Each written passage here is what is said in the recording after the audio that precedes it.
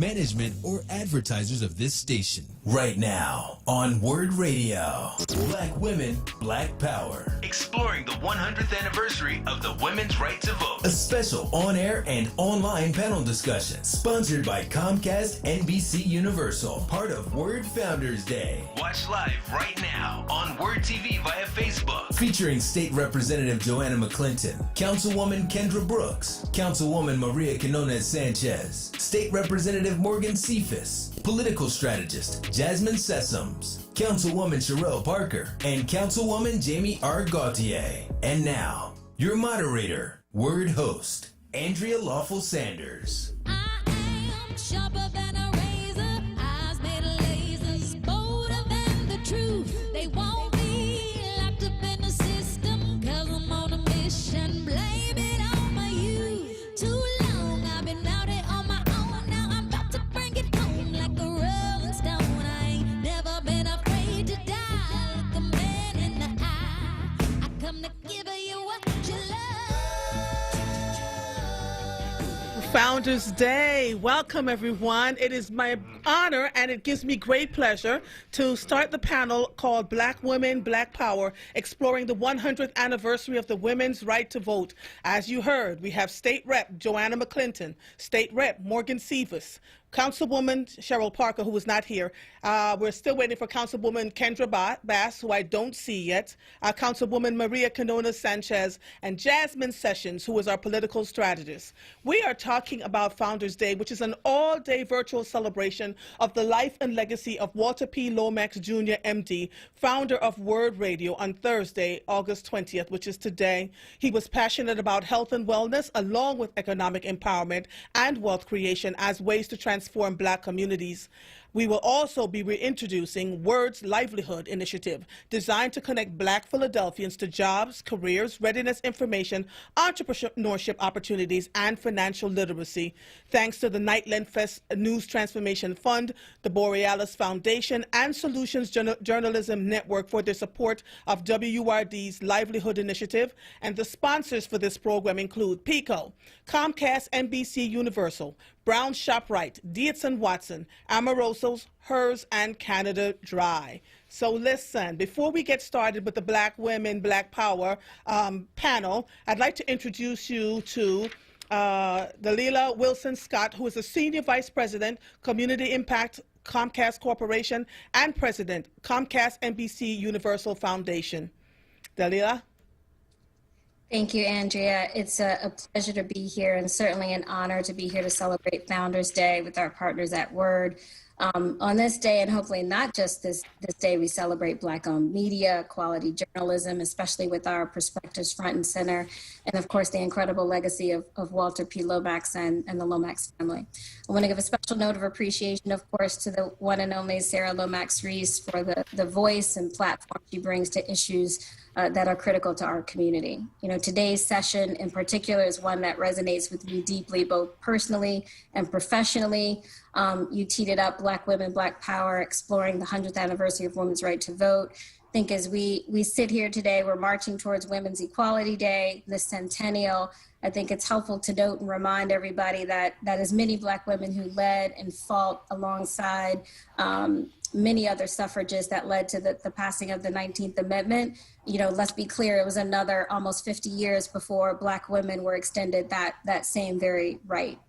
And as we celebrate with many suffragists, I want to make sure we don't forget the Black women in that movement: Ida B. Wells, Mary Church Terrell, Sojourner Truth, Charlotte Fortin, many women in the Purvis family as well, many who have deep connections right here in our hometown of Philadelphia. You know, these are women who fought just as hard, if not harder, in many cases for the right for women to vote, but still had to wait to reap the benefits. The other thing I could say is, you know, I could argue that same scenario has played out time and time again throughout history, and we're seeing it now in this present day, whether it's our political power at voting booths, community organizing, or demanding access and opportunity for our communities. You know, our contribution is frequently undervalued. But we still fight, continue to fight, because we know it's our moral obligation and the right thing to do. So whether it's supporting census efforts, voting registration, helping communities achieve digital equity, especially right here, again, in Philadelphia, And in my role here at Comcast, I know those efforts are simply not possible without the power and fortitude and energy of Black women. So I would ask all of you to continue the tradition of fighting and supporting Black women, Black voices, and Black communities. And most importantly, let's not yield the power we have at the polls this year, especially that our ancestors fought for and that we are all continuing to fight for today. I want to thank also the set of esteemed speakers that we have participating in today's discussion on the panel. All are definitely shining examples of servant leadership every single day, and I appreciate that. So once again, just want to extend my gratitude to Sarah Lomax Reese, the WORD team, to you, Andrea, for today's discussion. We're honored at Comcast to be able to support this effort.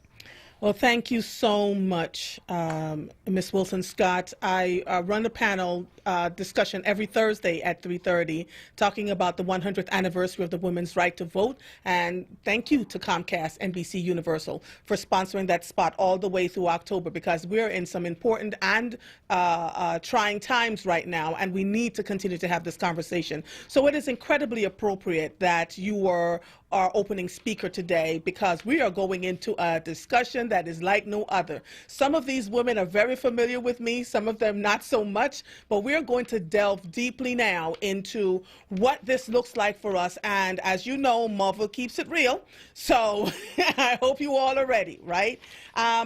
For those of you who are just joining us, this is a panel on Black women, Black power, exploring the 100th anniversary of the women's right to vote, which is brought to you by Comcast NBC Universal. You can listen on 96.1 FM, 900 AM, and we're streaming live on WordRadio.com. You can follow us on all social media platforms at onWURD and on YouTube. Our phone number to call in, well, you can't call in because we're having a panel discussion, but you can put in Facebook any questions you may have, and I will look at them and answer them as we move forward. So ladies, welcome. We are missing a couple of panelists, and so I'm hoping that they'll join in as quickly as possible. I see that we have State Rep Joanna McClinton. I see we have State Rep Morgan Cephas. I can't really see you because the camera is far away from Mother. I see that we have Councilwoman Maria Quinones Sanchez. I see that we have Jasmine Session. Who is the beautiful lady, the other lady that I don't... There was another, is she gone? I don't know. Okay. All right. So we're still waiting for Jamie Gautier, which is our councilwoman, and we're still waiting for Councilwoman Kendra Brooks to join this conversation. Both confirmed. All right. So here we go. On August 18th, 2020, just 2 days ago, ladies, we celebrated the 100th anniversary of the 19th Amendment and the women's right to vote, recognizing that women of color still had to wait several years before they had that right, and how far we have come since then. What are your thoughts, and what do we need to do to continue progressing forward and having our voices heard? I'm going to start with you, State Rep McClinton. I'm unmuted. Good afternoon, Mother. Hi. Happy WORD Founders Day. So Thank grateful you. to be here. Thank you to Sarah Lomax Reese for continuing the legacy. So it is interesting that we celebrate 100 years. Next week, I'll be in Harrisburg at the Capitol for a ceremony. But you know, I got to tell everybody, my grandmother couldn't vote when she turned 18, right? She wasn't until about 40 that she was actually able to get to the polls. So what it means, the day after Kamala Harris has officially accepted nomination for vice president, it means we have a lot farther to go for women of every shade in this country. We have a lot farther to go, especially in this city for Black women, where we are the majority head of households in a city like Philadelphia. Yeah, and you know, we're going to delve a little deeply as it applies into Philadelphia, the community itself. And so I can't wait. State Rep Cephas, do you have any thoughts around this? Yes, the question? Of course. Yes. So again, thank you for just having this conversation. And I think as many monumental moments that we're celebrating, again, with Kamala Harris, again, with celebrating WORD, it's going to take continued conversations and continued advocacy to really move the needle.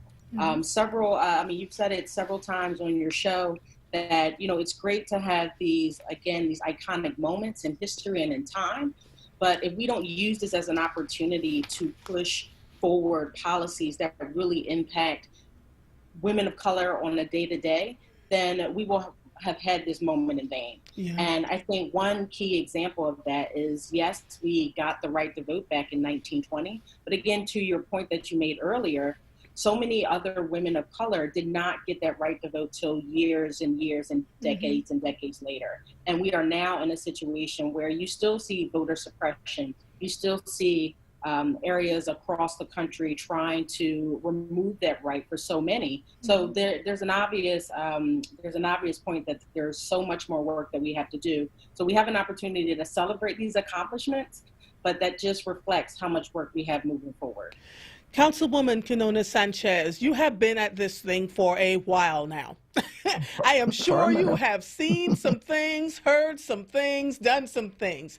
When I ask this question about what do we need to do to continue progressing forward and having our voices heard, what does that mean to you, particularly since you've been at this for a long time? Well, thanks again. Thank you for WURD and for this opportunity to share this platform with wonderful women that I respect and really represent how robust the bench of leadership is in the city of Philadelphia. For me, you don't have to go far. I think of the election of Trump and the Women's March that followed.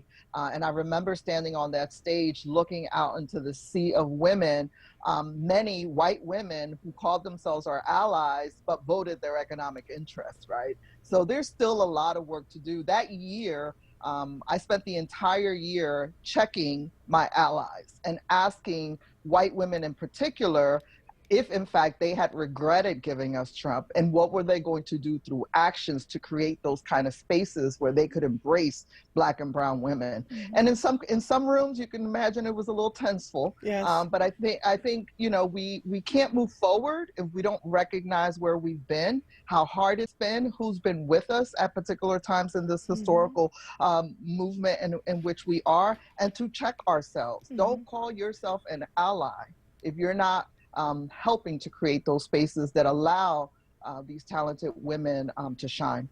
You know, Councilwoman Quinona Sanchez, you brought up a very valid point. I have been very open and vociferous in having this conversation around that election in 2016. I went to that rally and stopped quite a few white women and said to them, because, you know, I'm bold like that, and said, so the fact of the matter is that a lot of you did not vote for Hillary Clinton, even though you said you were going to. You went into the voting booth and you voted your best interest. That is my concern for the 2020 election, right? I had a conversation with a large group of them the day after the election, and they said we literally voted our best interest because we wanted our middle America back. We didn't believe a woman should have that kind of power. And when you hear that level of conversation, it was honest. I thank them for their honesty, but it then opens up the door for us to ask this question. So if you say with your mouth that you want us to move forward and to be progressive, and you're not being progressive at all, what does that mean for us as women of color, sitting in these spaces trying to figure out how we maneuver around them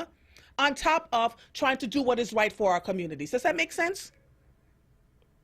No, very much so. And I think that's part of, in a post-COVID world where time means lives, right? What we do and how we act, and one person can make a difference and can be the difference between someone's life and quality of life. We don't no longer have the luxury of sitting back and saying process is going to take us to the right place. Right. I think we got to create the right places. And again, when you look at Philadelphia and when you look at Black women in particular, you know, when we run, we win. The Black women have carried this Democratic Party, and you're just starting to see some value return, you know, some return on that investment for that loyalty. They carry our families, they carry our neighborhoods.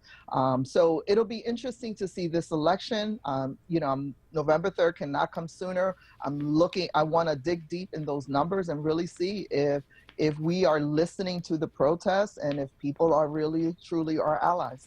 Thank you so much, Jasmine, our political strategist and one of the youngest people in this room, this conversation. I have to tell you, you were the impetus in my having a dialogue with a group of 18 to 35-year-olds yesterday around the election and whether they were voting the Biden-Harris ticket. I had your face was all in my head as I was having this dialogue with them, because you pricked my conscience when you said right after Kamala Harris was chosen as the VP candidate that the young people were quote unquote not feeling her.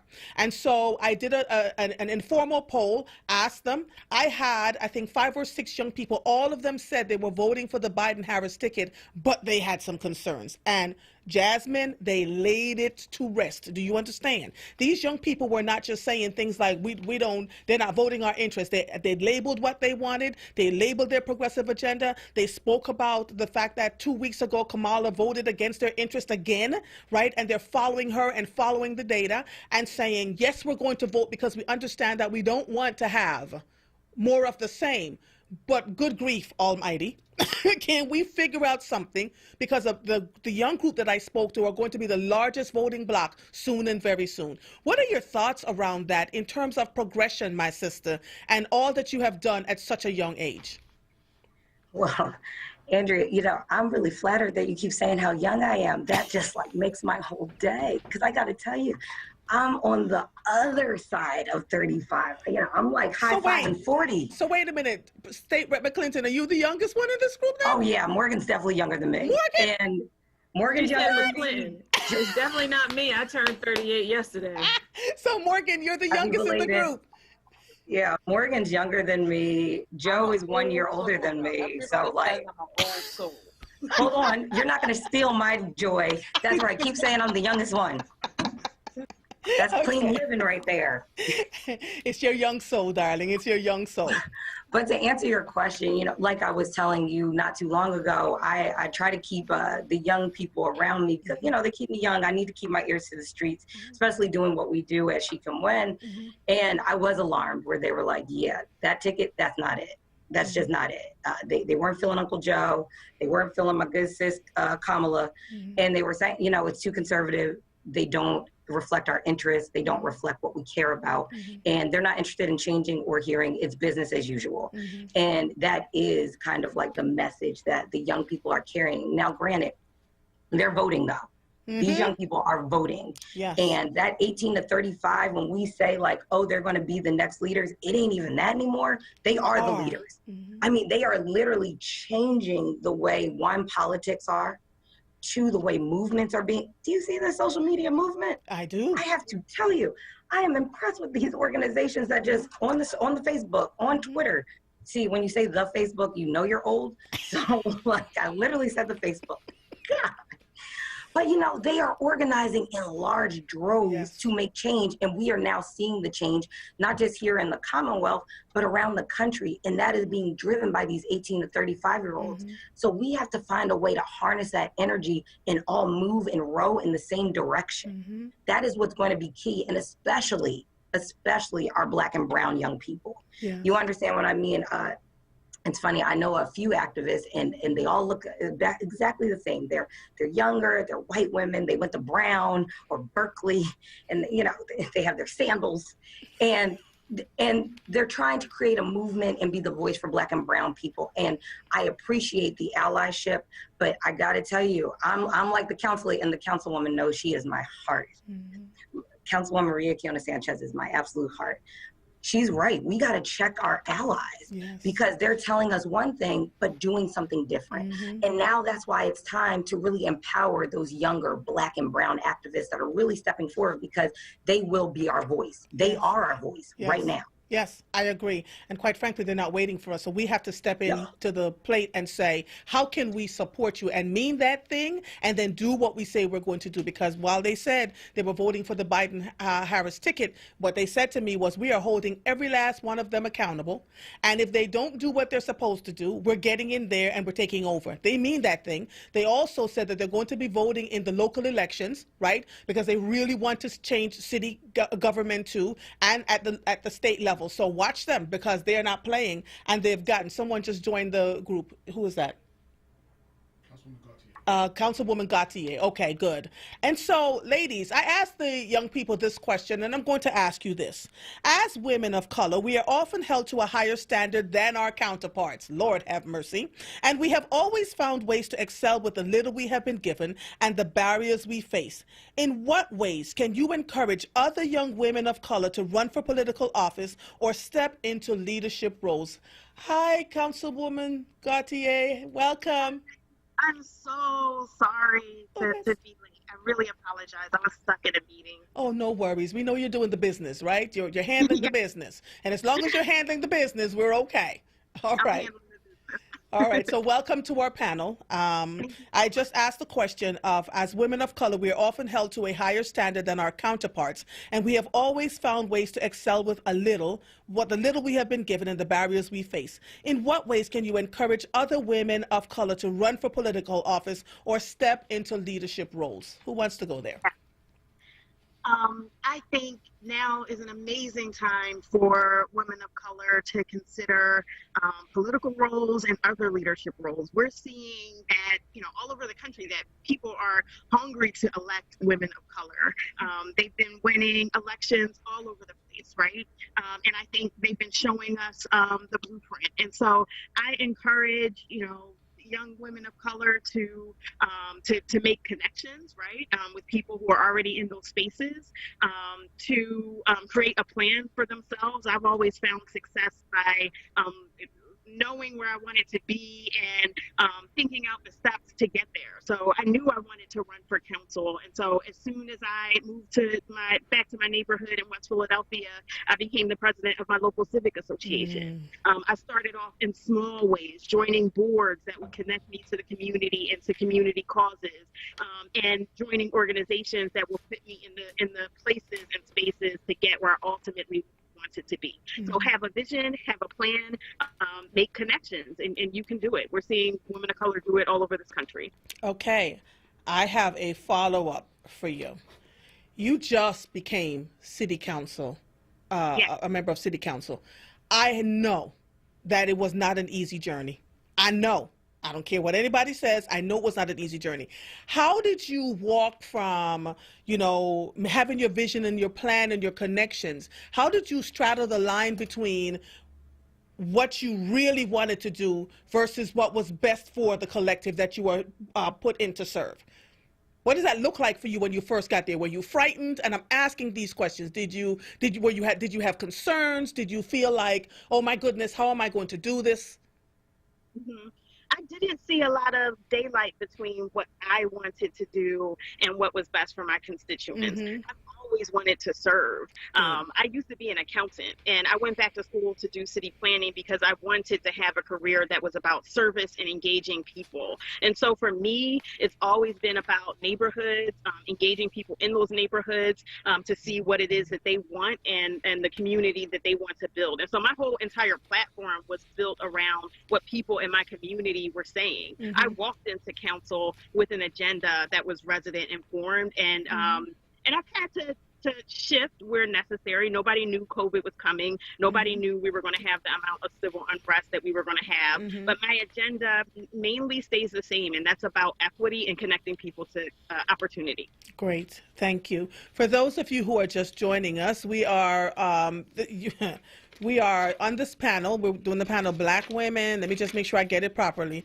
Black Women, Black Power, exploring the 100th anniversary of the women's right to vote. If you have no idea who I am Andrea Lawful Sanders, and you can watch us on WURD TV or listen to us on 96.1 FM, 900 AM, and we're streaming live on WURDradio.com and on YouTube.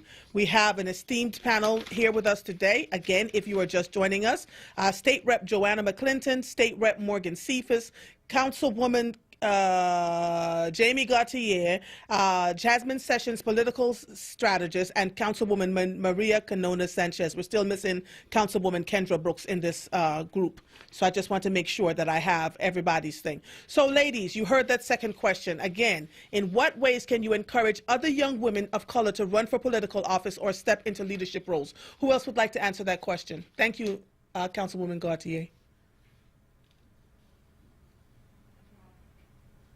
I mean, you could always start She Can Win. Okay. What does that mean? So tell the people what She Can Win means. Like at the end of the day, that's what the whole mission of what we built with She Can Win is about. It's about helping women really reach that goal to run for office or now work on a political campaign and take a leadership position. That's kind of how I started in politics. I don't even know if I can call myself a political strategist anymore. The young people are just doing it, right? But I saw something. I didn't see a lot of Black and brown women in office, and I didn't I didn't like that. So I started having conversations just like you, Mother, like you went and talked to young people because you want to know what's going on. I remember having a whole conversation when I first moved back from Baltimore with Councilwoman now, but back then she was a state rep, Sherelle Parker. And I just asked her, like, why are you one of the only few Black women in office? Like, what's going on? Mm-hmm. And she just laid it out for me. Her and Councilwoman Tasco, who to this day I still refer to as a huge influence on what I've done. Mm-hmm. You know what I mean? They just said, like, Black women don't want to do this. Are you crazy? You got to fundraise, you got to shake hands, kiss babies, still take care of your household.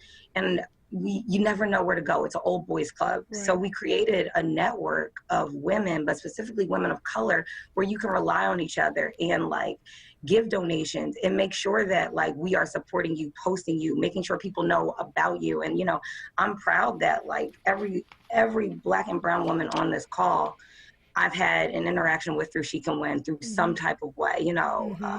Morgan's been a really, really early supporter, like point blank from the day I started back in 2014. Joanna, like all of you have been such a huge supporter of She Can Win. And it's having that network of women that you can lean on and that you can call into. If you need a campaign donation, you know, we have a PAC. We want to push you and see you, not just in office, but in leadership positions. Right. How are you guys moving change and really affecting it? And having an organization like She Can Win. And again, I don't do the work alone. It's a whole group of us. Right. But just being there and being a support system, like these ladies need support in these offices. They weren't designed to fit them, but they broke that ceiling, right? They all broke a ceiling and they kicked in the door and they said, we're here, we are this table, forget your table, and we are going to advocate for Black and brown people in our communities. Yes. But they can't do that by themselves. We have to be a support to them. I don't care if you have $5, $6, you have to donate to these ladies. They have fundraising goals. You have to go door knock and phone bank for them.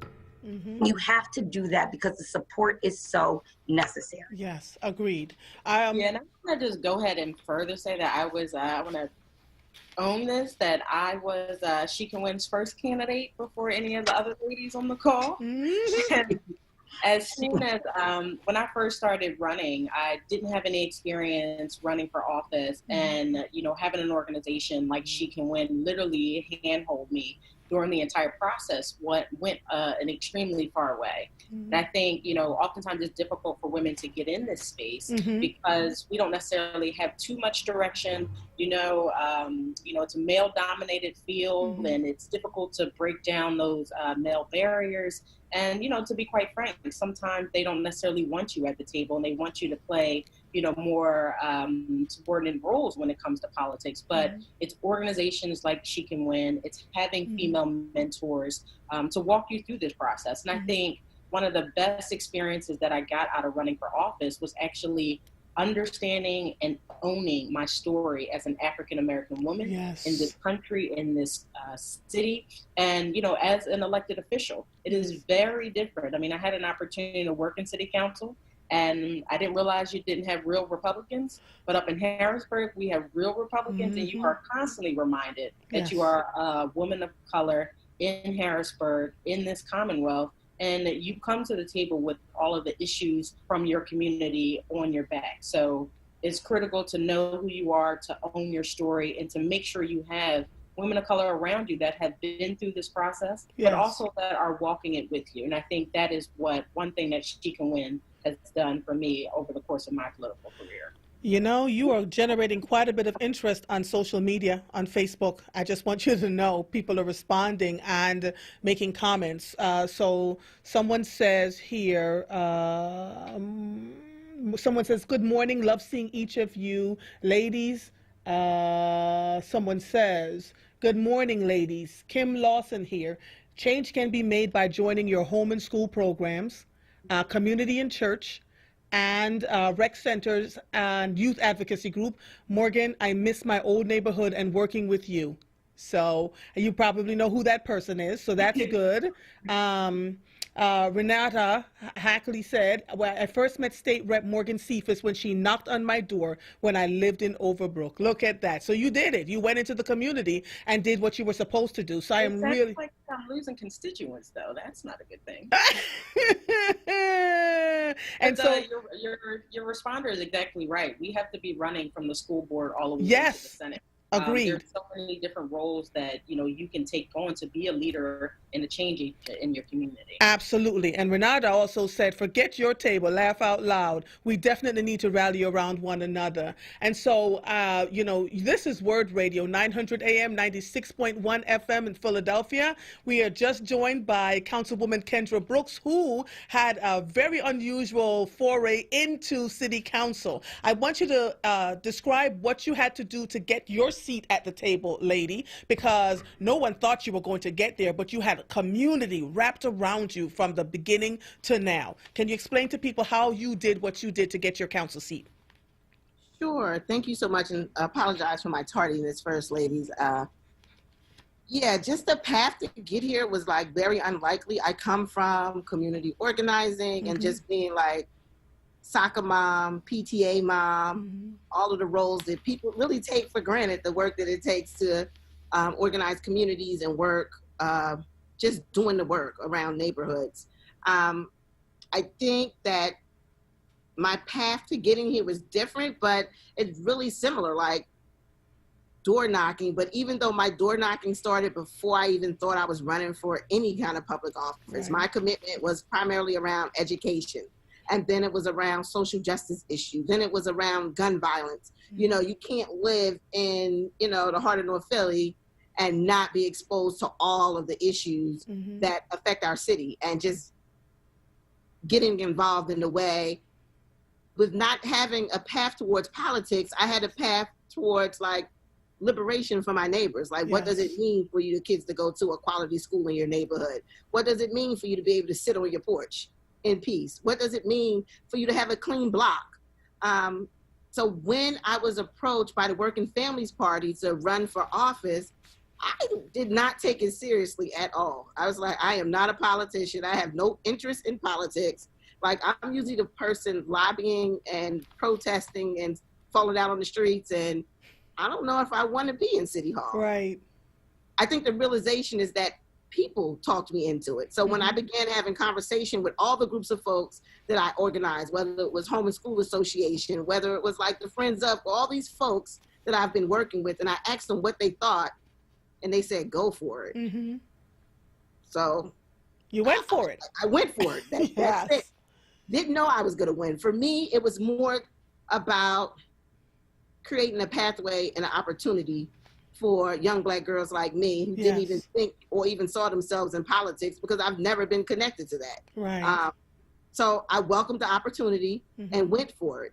And, you know, connected with women that were involved in politics or politics aligned for insight, information, some do's and don'ts, but still held to my organizer and activist background and just pressed forward.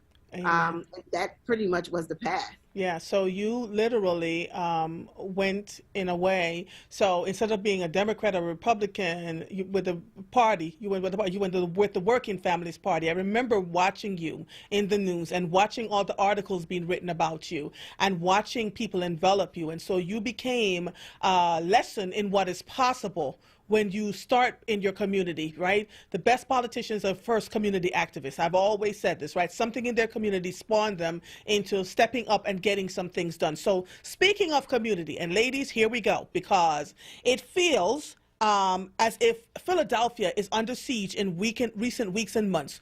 Huge unemployment numbers, health disparities with COVID-19, not to mention the increase in violence. Can we talk about the violence? As leaders in our community, what are your individual and collective roles in helping to stave the bleed and making things better for the people that you are serving? And I need each and every one of you to answer that question, because there's an accountability here with being in office and understanding what your roles are to help the people. Philadelphia is, wow. You know, 3 days ago, I got a message, and I'm getting ready to put them on my radio show next week, of a Black man that was hung in this city. And we can't get any media coverage around it. And his aunt has been on social media trying to get people to talk about this. There's some things happening in this city. And so let's talk first about your individual role in how you're going to make things better for your constituents and where your accountability lies. Anyone can start. Let's start with Councilwoman Gautier. Yeah, I think I have a variety of roles as it relates to this issue. One is to understand what's happening in the community. I've been actually going to a lot of the scenes of these shootings to talk to the police, to talk to neighbors. I feel like I have to personally understand and feel what's going on so that it's as real for me as it is for the people in these communities, right? I feel a personal sense of responsibility to help make this better. I also feel like it's my responsibility to advocate for resources for my community. I am not of the mind that we have to be helpless as kids and residents get shot every day. We don't have to be helpless. There are models across the country that are working as it relates to gun violence, and they mostly involve engaging directly with the young people who are participating in this activity and helping to steer them along another path. But we have to be serious about implementing those models. We're carrying out one in West Philadelphia called Group Violence Intervention, but I think we can do even more. And so I've been fighting and pushing to have even more resources devoted to this and to have our city treat this like the emergency that it is. And then I think it's my responsibility to help to alleviate some of the trauma in the aftermath of these events. So as an example, I'm having a block meeting tonight on North 42nd Street where a 6-year-old was shot in the chest. I'm bringing folks out there who can talk the neighbors through trauma, and I'm bringing folks who can talk about what services the city can bring to the block to help make it more cohesive and to help make it safer. And so I take this responsibility very seriously. My constituents are being killed daily, and so that's how I see this. Thank you. Lord have mercy. Who would like to go next? Councilwoman Maria Canino Center. Thank you. Thank you. You know, I spent the last year prior to COVID co-chairing the poverty discussion that engaged our state delegation as well as others, and to look at the institutional racism and the lack of investment. What we're living today is really you know, what I would say almost a decade of disinvestment in people, right? We've created systems around poverty, systems to support programs, and we've stopped investing in people. As someone with, you know, lived experience, you know, lived in public housing, had a single mother too, you know, did the whole trajectory. What we are, or what we haven't been doing with education and the way we fund education, what we haven't been doing enough around housing and affordable housing, you know, that's what we're living, you know, our lack of investment in youth activities, you know. Under the Mayor John Street, we had Safe and Sound. We had 300 parents working in the schools. You know, we were investing in people, and then people were working in their communities and building and envisioning new communities. We have not done that in the last decade. And, you know, pre-COVID, there was a lot of discussion around realignment. Post-COVID, we have to double down on that. You know, we can't say that money, resources, that a recovery, and, you know, I was one of the first people in April to say going back to normal is not what I want when I look at neighborhoods like Kensington that I represent. Right. So I think that, you know, this gun violence and what we're living is a decade of our failure to be intentional and focused on young people and families and moving families out of poverty, creating the kind of neighborhood stability. And what we've heard is a lot of rhetoric, right? And so I'm interested in what I want to use my role, and at least some of the leadership role that I have in council as chair of appropriations, is show me where you put your money, and then I will believe that you believe Black and brown people are important. And we haven't seen that yet. We see, again, a lot of rhetoric, a lot of talk about how do we restart the economy. All those things are important, but we saw how Black and brown people were essential employees, but we weren't willing to pay them as essential employees. So if we've learned anything in a post-COVID world, is that we got to double down around equity, and equity means acknowledging the historical disparities that have existed, right? Leveling out that playing field so that equity feels the same for everyone. And so we got a lot of work to do. So, you know, all right. So This is a special Founders Day broadcast honoring the life and legacy of Dr. Walter P. Lomax, Jr., MD. I met him quite by accident. Did not know he was who he was until after I heard the day that he had passed away. And I'll tell you all about that story another time. But his legacy was making sure that resources were available and accessible to Black people. You all are sitting as state reps and council people. Politics and policy are central, right, in the distribution of resources. What are the policies that you can put in place to make sure, because you're sitting in these seats, right? You've been voted in by the people. What are the policies that you can shift and change now in seeing that everything that's going on here, seeing all the violence, seeing that people are housing insecure, seeing that we have to be giving away free food all the time? Let's start with council. What can council shift right now in terms of policy to create a better living condition for the people of the city? Kendra? Councilwoman Kendra Brooks? Yes. I think that, my colleagues before I got here had begun working on some things, and Councilmember Maria Oquina Sanchez just mentioned about the poverty plan and so many other things that council was already working on to really change the trajectory of what we see in our city.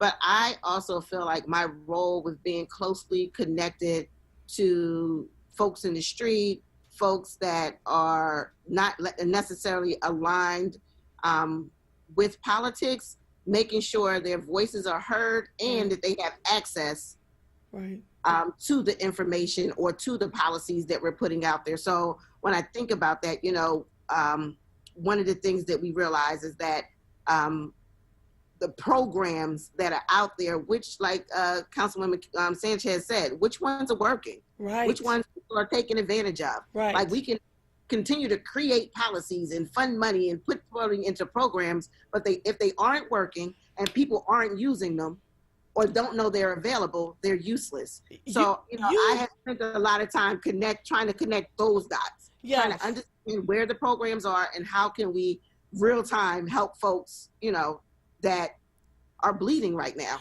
Councilwoman Brooks, you just hit the nail on the head for me about something, right? We're putting millions of dollars into these different programs, these nonprofits, and yet time and again, and either you, Councilwoman Canonia Sanchez, or Councilwoman Gautier can answer this for me, and yet the people that live in the city of Philadelphia continue to say that these programs are not beneficial to them, that they're not being helped. They don't see where the money is going, and, there are folks in the community that are doing the work but can't get funding at all. Are we missing something here? Are we missing, because we've been so accustomed to giving 1.4 million to such and such a nonprofit, but if the nonprofits are not working for the people, how do we shift so that the folks can get the help that they need yesterday, not waiting for another 4 or 5 months down the road for policy shifts to happen? Does that make sense? Yes, and I think that's one of the discussions around the poverty plan that really enthused me, was that we were talking about public-private partnerships, but we were talking about a public dashboard where we hold ourselves accountable. There's some things government can do, and there's some things that we do horribly, and we need to move away from those, right? But we have stakeholders on the ground who have, as Councilmember Brooks mentioned, the connectivity to the people. There was a time when we had a robust amount of organizations in different neighborhoods providing unique services, right, based on those particular voices, those particular needs. And we moved away from that, and we've created very large nonprofit organizations who are in the business of poverty, right? And again, I speak to, we need a dashboard of accountability. We need to invest in people and less programs. What we've learned is when we've done in other cities where they've done these pilots about doing financial investment right directly at families, helping families purchase their own home, those things have direct impact and a return on investment. When we create these programs based on models and policies of folks who are experimenting, right? No one needs to tell me how I should feel about living in public in public housing. I lived it, right? And I know how inadequate it was during that time. The issue of income inequality and people working 3 jobs to make one basic salary. the push for 15 when we know it should really be 19 or 21. We have not connected all of these dots, but we're definitely not holding the folks in this poverty space accountable. They have not evolved. The problems have evolved, and they're doing the same thing. When we're spending $18,000 per respite bed in the city of Philadelphia, we have $108 million in our homeless budget. We should not be tackling some of the issues that we're tackling today in the city of Philadelphia. And that's what we need. It's more accountability, but it's a public dashboard. And these public organizations, just like government, need to be held to a return on investment. And that's why investing in people has a bigger return. Amen. You are listening to a special Founders Day broadcast honoring the life and legacy of Walter P. Lomax Jr., MD. Councilwoman Gautier, I'm coming to you because I see you're rolling your head up to you've got some thoughts. I see it in your head. So let it out, and then I'm going to the state reps because we're going to have the same conversation with them at the state level. What are your thoughts? You asked about what policies could be implemented right now to help people. I represent a district, the third district, where I have world-class institutions. I have Penn, I have CHOP. That makes my district an economic engine. But there's like two different communities that exist. There's a community of privilege and folks who are connected to those institutions, and there's a community of poverty, right? And so I spend a lot of my time trying to connect those dots and trying to help people to connect to all of the assets in my district. One area that I look at intently is housing. I think to build a better life, everybody has to have safe housing that they can afford in a great neighborhood. And so I'm looking at policies that will demand that developers build affordably. I don't think that we should kind of leave whether our neighborhoods are affordable up to the benevolence of developers. I think we should demand that people have housing that they can afford. I'm looking at ways that I can transfer a lot of the publicly owned vacant land and properties that we have to community ownership so that they can build affordable housing and urban gardens, right? Those are some of the place-based strategies that I've been working on and that I'm going to be working on this session. And additionally, I'm trying to hold the institutions accountable. We shouldn't have a 36% poverty rate when I have one of the largest Ivy institutions in the world in my district. And so I'm looking at job opportunities and small business opportunities connected to all of the wealth that's present within the third district and all of the development that's happening too. So look to see a lot from me in those areas this session. Good. And I am going to be paying attention to what's happening because just last week I interviewed a young woman that lives right here in Philadelphia that was trying to own some of that property. That we have people that live in Philadelphia, a couple of them in your community, in your district that they own a piece of property, had vacant land beside them, tried to get the vacant land because they thought they had first rights as people that lived here. The property was given to other developers. And so my folks are leaving Philadelphia and going to places like Baltimore and being able to own blocks. We have to do better in this city. So I'm glad to hear you talking about that, right? Because when we have our black and brown people who want to reinvest in our community to make it a better place and not just come in and take the money and take the tax abatement, that makes all the difference in the world. You hit the nail on the head for me there. Thank you so much. So now I'm going to the, thank you. Now I'm going to the state reps, State Rep Joanna McClinton and State Rep Morgan Cephas and Jasmine. I need the three of you to answer this for me. Voting, Lord have mercy. The post office is a whole mess. COVID is over on one side saying, no, what you're not fitting to do is come up in here and vote. People are trying to get their ballots together. The folks were calling here onto WURD radio saying that they sent their request in for a ballot. The ballots didn't come until the day of the election. There's all sorts of shenanigans happening. And I do mean that in the very best sense of the word.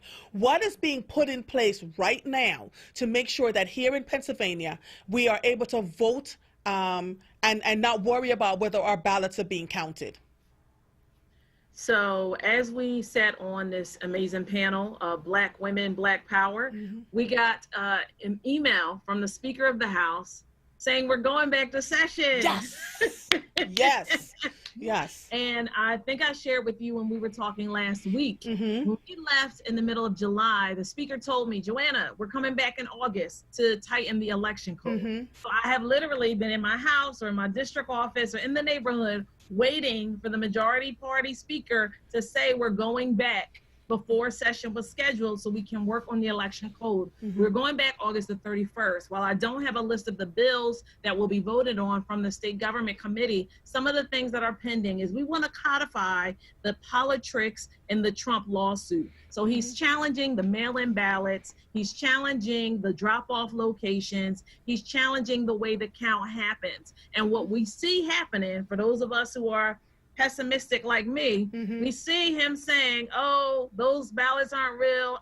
I didn't lose. I'm not leaving. But look, we're going to get this thing situated, because if the people speak up and say they don't want him and the electoral college in the states need it, like Pennsylvania, get the votes to Biden and Kamala, we know what's happening. We got to move forward, and he's got to abide by the outcome of democracy. But he's trying to scare people every day by acting as if he's defunding the United States Post Office. But fortunately in DC, Speaker Pelosi is working hard right now to bring them back to session to work on funding the post office and paying overtime, so we will not see any sort of hardship or suppression to our vote. Pennsylvania is considered a swing state, right? It is one of the important states in this election. State Rep Morgan Cephas, what do you have to add to this discussion?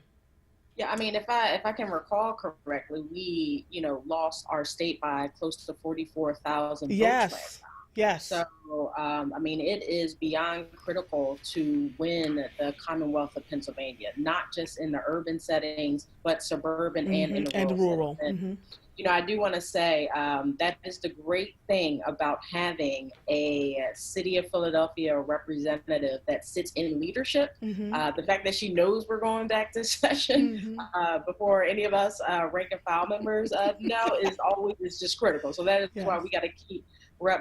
Joanna McClinton as chairwoman of our caucus. I would say this is a critical election, as so many of us said on the call already. I mean, there's always critical moments throughout our history where we have the opportunity to envision a new future. And I know some of your previous questions about the challenges that we're facing as a city right now and what are some of our council members' policies going to do. I mean, I just want to make the point that these are challenges that they've been fighting for forever, for decades. I mean, our gun violence issue didn't just start during COVID-19. It's actually going up over the years. I mean, these three women have been fighting for housing, better housing policies, access to education and workforce development pipelines. So these are challenges that we've been fighting for some time.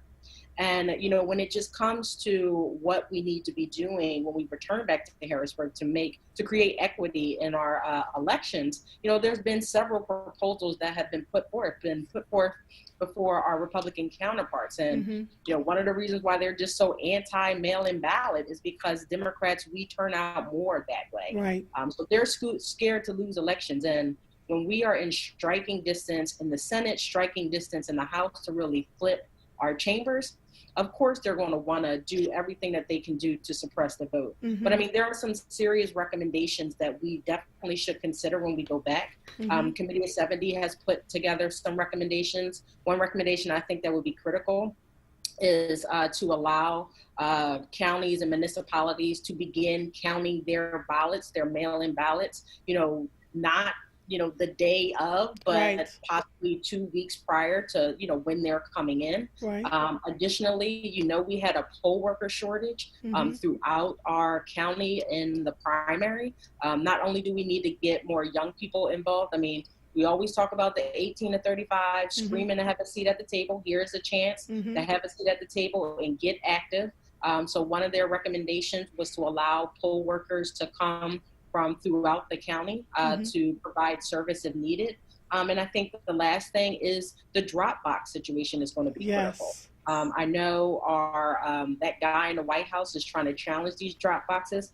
It is beyond critical for us to get that legally right in this upcoming election. I mean, because when I look at the last primary, unfortunately, I did not have a drop box in my district. Right. So I had to inform my residents, they either could go to Manioc or they can go to 52nd and Sampson. Wow. And I don't know about you, but getting on the bus to try to get to Yes. either of those locations is extremely difficult. Yes. And sometimes I had to tell people to just go down to City Hall, and all that was going on with the civil unrest. Yes. It just was a travesty. So, I mean, I think on the challenges, residents are extremely concerned with what is happening at the national level with Donald Trump with our postal system. But I think the great thing about, Black women in particularly, is that we can't afford to mess this election up. So, everybody's now encouraging, you saw this during the DNC, to come up with a voting plan. Yes. If you're gonna vote by mail, make sure you're tracking it. If you don't know how to track it, contact your elected official, contact your block captain, contact somebody to get a better understanding on where your ballot is. And if something just happens, something goes awry, you don't get it, you just go to the polls. And that is, what I've been hearing from residents on the ground, is that regardless of what happens, they're just going to go to the polls. So thank you so much, State Rep Morgan Cephas. Jasmine, I have been having this conversation now because, I'm on the radio, I'm talking to people all day, every day, and I am bleating like a goat every week about voting, right? You've got to vote, you've got to vote. As a direct result, about 5 weeks ago, my husband and I sent in to ask for a mail-in ballot. If we heard from them, you heard from them. Right? And this is my concern as a citizen in this city. How do we get people to move, or even if they don't have the stuff ready? Why not email us or make a phone call or something that says, listen, we don't have the stuff yet. What are you doing? We're just kind of left in the lurch. And when you call the commissioner's office, nobody answers the phone, right? And so I'm concerned about the people in the senior centers, the nursing homes. The elderly usually vote more than anybody else. They're the largest voting bloc. What are your thoughts around what we can do in this city to make sure that more people get their votes counted? So that's a really good question. I want to be clear because I see some of the people are texting me the Facebook comment, and they said the whole panel's elected officials. I am not an elected She's official. not an elected official. No, she's not.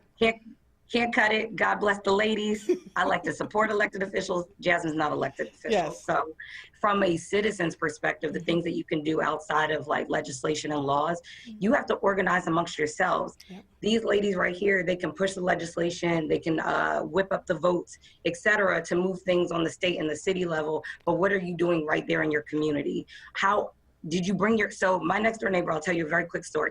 My next door neighbor, she's 86 years old. They closed, much like Rep. Cephas, they closed a lot of the polling places around us. So she has been voting at Dorothy Emanuel for 60 some years, she told me, right? It wasn't open on election day. Clueless. She said, Jasmine, she knocked on my door. She said, Jasmine, how am I going to vote? Dorothy Emanuel's closed because we didn't get the information. So I called up Councilwoman Parker, shout out to her. She let me know what polling places were open. I took her in my car, COVID and all, with our mask and in our hazmat suits, and we went to the polling place. She stood in line for 1 hour and 42 minutes, and I stood there with her, bought her some water. Those are the things that as citizens we have to do. Check on your elderly, check on the younger people, check on your parents. Because my parents call me all the time like, Jazz, where are we voting now? You have to make sure that you tell a friend to tell a friend to tell a friend. Yes. Get your mom, get your sister. Be sure to vote like a Black woman. Yes. We vote all the time, we vote often, and we vote consistently. Agreed. So you need to ensure that you are out here voting like a Black woman by any means necessary. You're weaponizing your vote and voting like your life depends on it, because I got to tell you, it does. Yeah. When you say weaponizing your vote, because you've said that a few times, what does that mean to you? So for me, weaponizing the vote is not just being willy-nilly about this vote of like, oh, I'm going to cast it because this is the person I've casted for every single person. You say, what are your policies and what are you doing and how did you react to COVID and what are you doing with the Fed Up Rising? Oh, no.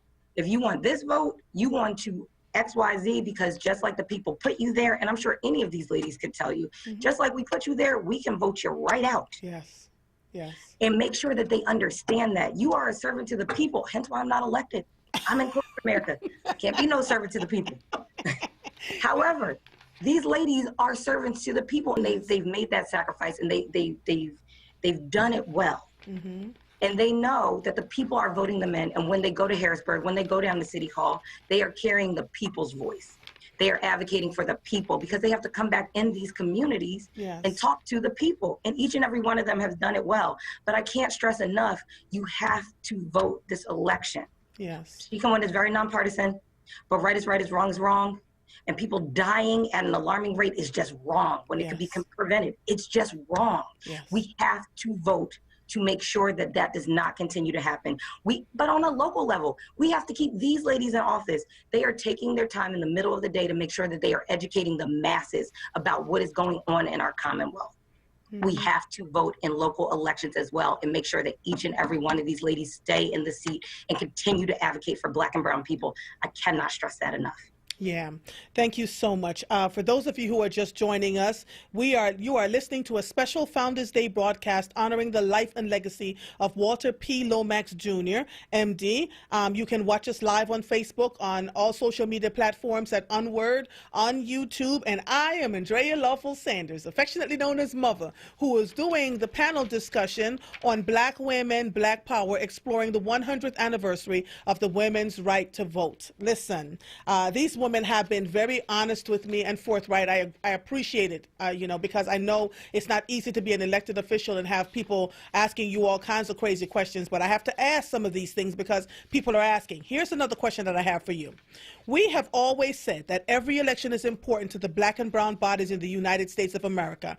However, this election feels more important than anything we have ever had for obvious reasons. Yet, we have quite a large number of young people and older ones who have said they are not ready or willing to vote because they are disenfranchised and disenchanted by what is happening around them. What thoughts and advice would you have for them in helping them to decide that their votes matter? And I mean real tangible thoughts because, we're talking about communities, Jasmine, and, what we can do. And I talk to the people in my community all the time who are engaged. People are getting up and saying, well, now if the voting polls are open and they need support, the men are jumping up and saying, we're going to go and be support for if anything, happens there. We're going to make sure that the women, the elderly get their votes, but we're being told we can't drop somebody's vote for them. They have to come in person. If somebody's there's just all these different things. And then we hear people in the community, right here on WURD radio, we hear folks all the time saying, I am not voting. None of these people have my best interest at heart. I need each and every one of you to tell me, Raphael just said, Philly needs to get gun laws like New York City. If they did this, the crime rate would go down. What are your thoughts on that? What are we doing? How can we encourage and implore people to vote? The violence is up here. The homelessness is a huge issue in this city. How are we going to do this? What are your thoughts, ladies? Let's start with Councilwoman Kendra Brooks.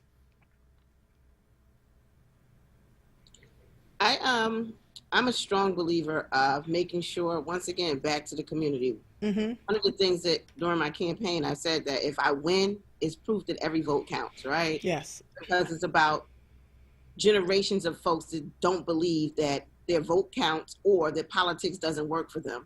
It's important that we have to get our young people and our disengaged people involved in the process. So part of the conversation, if you want resolutions to gun violence, you still need to vote. You need to make sure that we're voting in folks that support your issues. And then currently, we talk about COVID-19, we talk about the recession we're about to hit.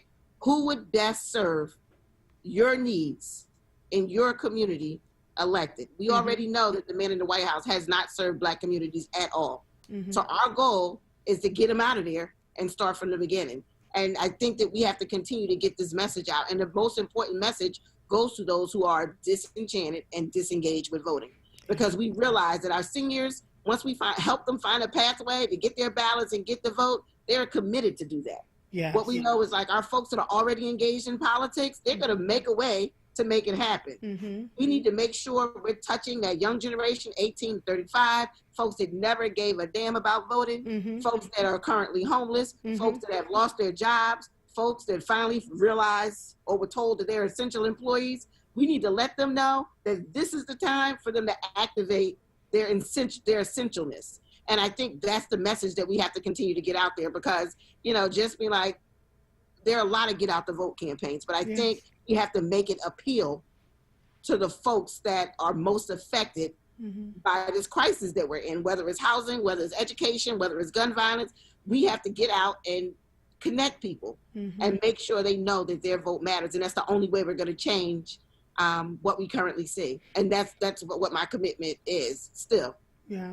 Thank you so much. For those of you who are listening online, 96.1 FM, 900 AM, we're streaming live on wordradio.com and on Facebook Live. If you are on Facebook and you have questions, please put them in I'm going to spend the last 7 or so minutes asking your questions on Facebook. I can't answer from YouTube, so if you can get onto Facebook, at Word Radio on Facebook, you'll see us running live there. We are honoring the legacy of Dr. Walter P. Lomax Jr., MD. This is Founders Day on Word Radio. This is what he espoused to. He was about economic and wealth for our people. He was about, making sure that we stayed healthy. He's a doctor that put everything he had into our communities, and he founded this radio station. And so we're here. We're Black Talk Media. We're talking about everything that applies and impacts us every single day. Who else would like to answer? How do we get the disenfranchised voters to the polls? What can you say to them, and what can you do in the 80 days we have left to go to the election? I think I agree with everything Councilmember Brooks said, and I would just add that even though we know that young people have traditionally registered and voted at a lower rate than the general population, they turn out more when we make it easy for them to vote, and they turn out more when they have an explicit ask to vote. And those are the things that I think we have to focus on. I think we have to actively register people to vote and to vote by mail if they're willing to do that. If they don't want to vote by mail, I think we have to make it easy for them to get to and navigate the polls. I think we have to continue to have conversations about why this election is so important in real terms. And like Jasmine said, this time it's not just theory that this is the most important election. This is about our lives. I also think that even outside of, the presidential election, we can help young people to vote by engaging them more on an everyday basis. I think if we talk to young people, if we help them to get involved in efforts in the community, whether that be making a corner safe or helping to beautify a park or helping them to bring change at their school, if they can see in small ways that their actions matter and have meaning, I think it chips away at some of that apathy. Yes. And so I think coming out of this election, it's important for us to focus on that engagement, 365 days a year. Yeah. So that's what I would add. Thank you. And can we also say that, and I'm going to get to you, Councilwoman Quinones Sanchez, that if we focus on elevating small Black businesses, our Black and brown folks are just disgusted with the fact that they have to jump through so many hoops. If we could engage more people in Black businesses to do their businesses and get them out and to be supported at the local and state levels, so that they can gain generational wealth the way everyone else is, I think that would go a long way too into getting people to vote. I really, really do. But when they're out there struggling, trying to figure out where their next meal is coming from, where they're going to lay their heads, the last thing they're thinking about is this. So, Councilwoman Quinones Sanchez, what do you have to say to this? As a mother of a millennial and a Generation Z, I can tell you in the conversations that I have with them is they are, as Jasmine has alluded to, they are not happy. They don't believe that we're listening to them. We always talk about talking to young people, and I think we have to do a lot more listening.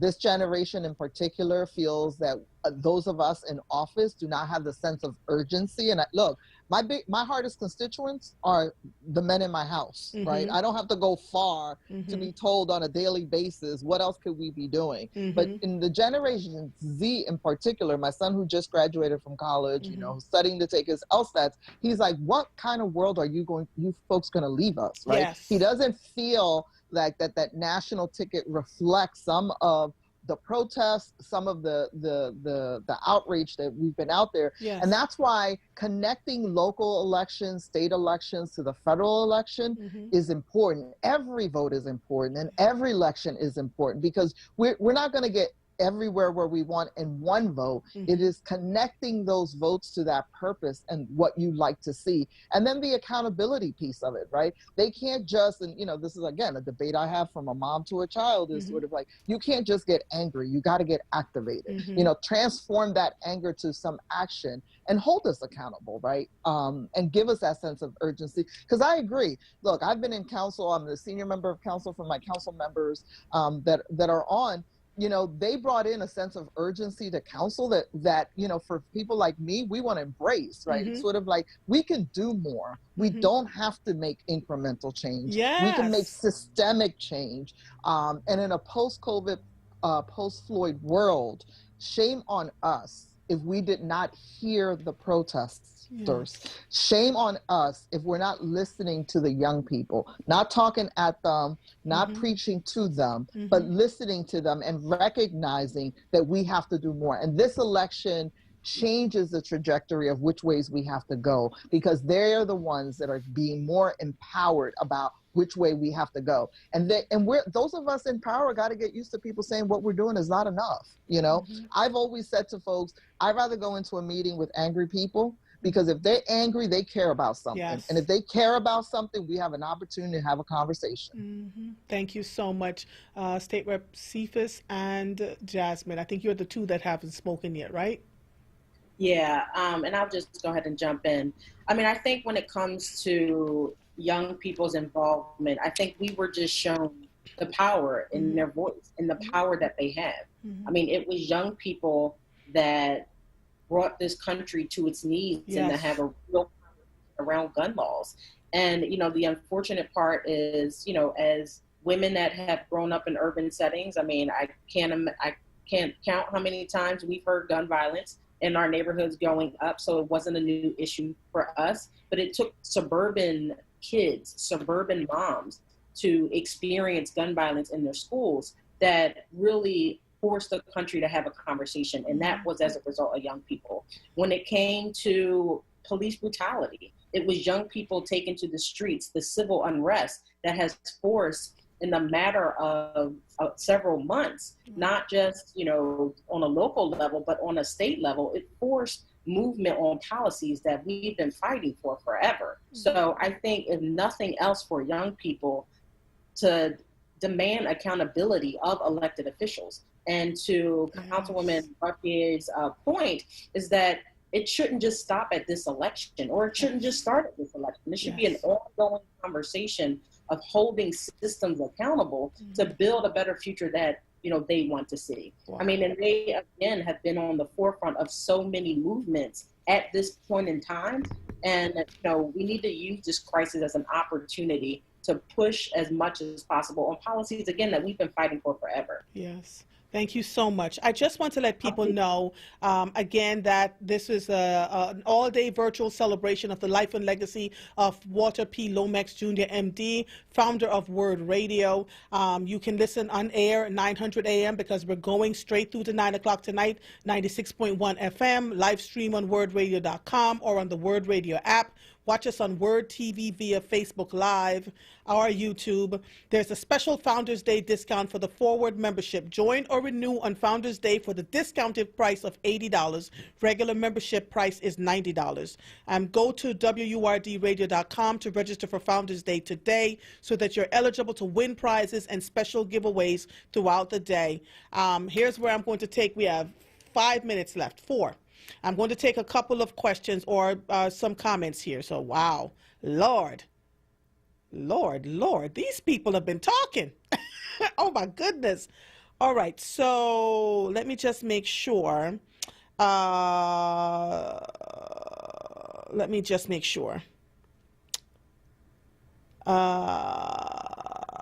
Someone saying, use your political skill sets. Michael says, you elected officials you elected officials to have an opportunity to get the people in their districts motivated to specifically the ages 18 to 40. It is your opportunity and responsibility, not theirs. Use all of your political skill sets. Bernita says, can you do something about the mail we keep getting in Southwest Philadelphia to buy our homes? It's not just in Southwest. We get mail in our houses all the time, too. This is a major form of harassment. I and my neighbors are sick of it. What are your thoughts? Who wants to answer that question? I've heard about, I mean, I'll answer it since it's at least partly my district. I've heard about legislation in other places that kind of restricts that kind of outreach and says maybe, you know, you can reach out to somebody one time and then after that, as a company, you're not allowed to do that anymore. So I'm interested in looking at some of that because it really is starting to feel like harassment and like our neighborhoods are under siege. So I've heard that complaint before and definitely open to a legislative fix.